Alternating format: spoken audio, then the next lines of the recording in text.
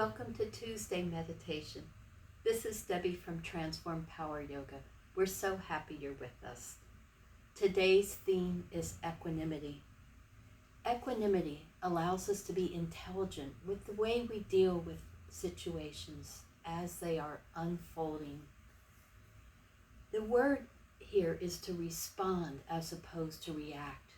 We all have things that we naturally avoid, and we often do that without thinking. We also have things that we're naturally drawn to, and we often do those without thinking.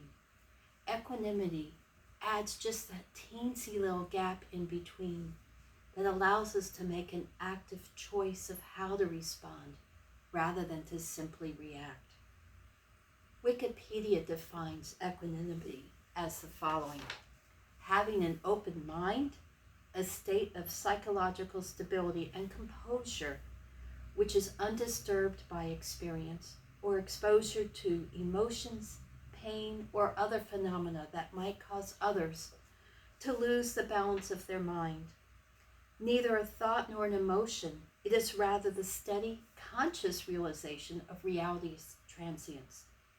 It is the ground for wisdom and freedom and the protector of compassion and love. While some may think of equanimity as a dry neutrality or cool aloofness, mature equanimity produces radiance and warmth. The Buddha described a mind filled with equanimity as abundant, exalted, immeasurable, without hostility, and without ill will. If you've cultivated equanimity, you still have emotions, feelings, desires, and aversions. The difference is that wisdom that allows us to respond. We notice those feelings, those sensations.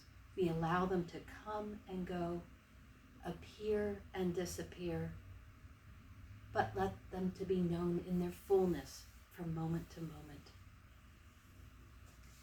Practicing equanimity involves really cultivating the awareness of how you're experiencing everything and how to notice how you allow those experiences to self-liberate versus get caught up with them. We all have items that trip us up, or buttons as some people might call them. One of my teachers calls them our favorite clouds. And so as you begin to recognize your own clouds, you can start practicing equanimity by asking yourself, do I want to react the way that I would naturally react? Or is there wisdom that might let me see a different way? So for today's meditation, I'm going to invite you to find a comfortable seat, sit up straight, and really find a place of stillness. Make any adjustments you need right now. Be aware of where you are in space, in this room.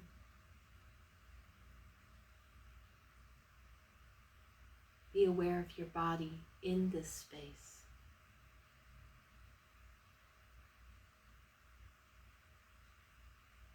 Now, equanimity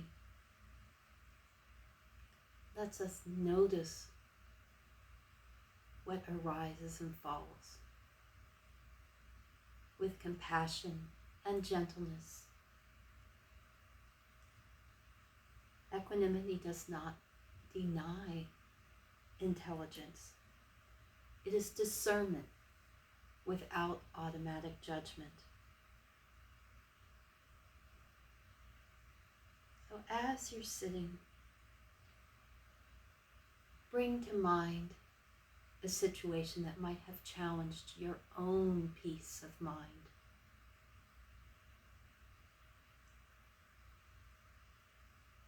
Think about how it felt.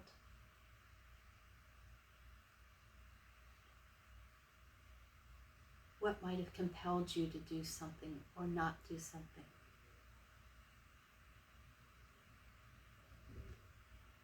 Can you notice what feelings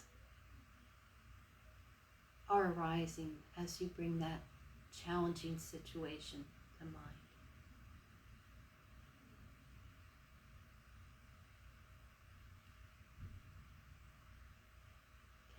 Notice the judgments you might have made.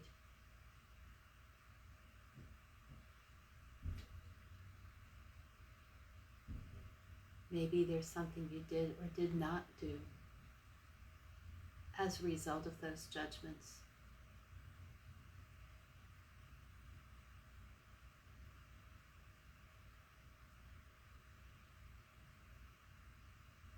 Maybe notice in your mind's eye how your actions affected others, how their actions affected you.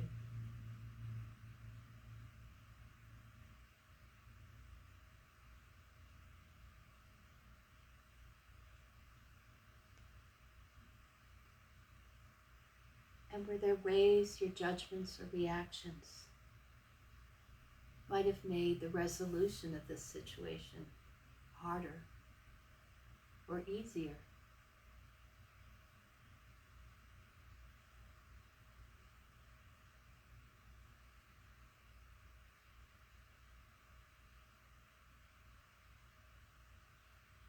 Now bring to mind maybe a situation that might be coming up in the future.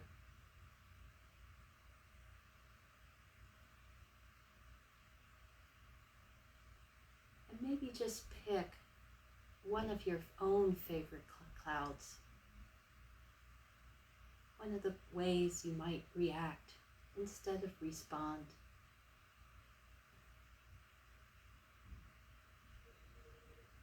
Maybe just think about, if you had the choice,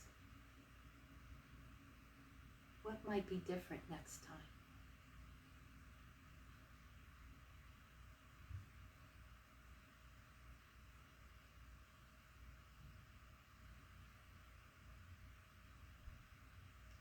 What might you know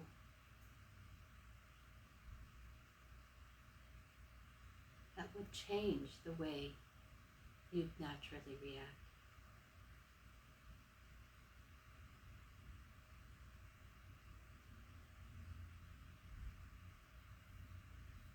And now with gentleness and loving kindness,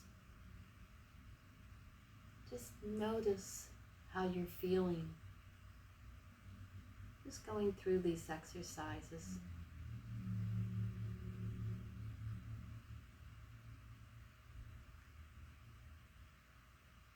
Gently acknowledge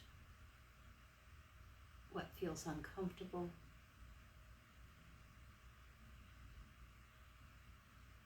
Gently appreciate what is easy, the tools that are serving you well.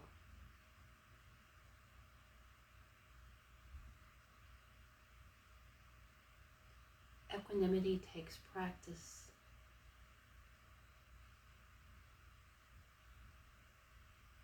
It involves figuring out what your buttons are and knowing that we're not perfect, but we can practice equanimity and therefore wisdom. Wisdom, compassion combined are one of the fruits of equanimity.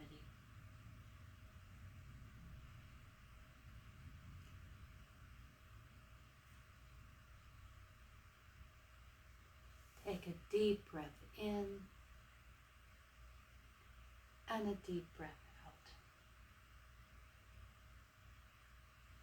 Gently open your eyes if they're closed.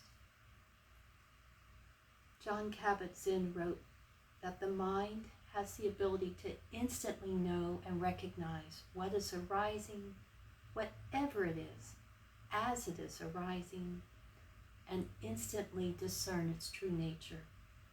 And in that knowing, with no attachment, no aversion, in that knowing, in this very moment of now, the event, sensation, the memory, the thought bubble in the stream, the feeling of hurt or sadness or anger or joy self-liberates, like touching a soap bottle or dissipating naturally in the knowing, like writing on water. May peace follow you. May your own equanimity lead to compassion and wisdom. Namaste.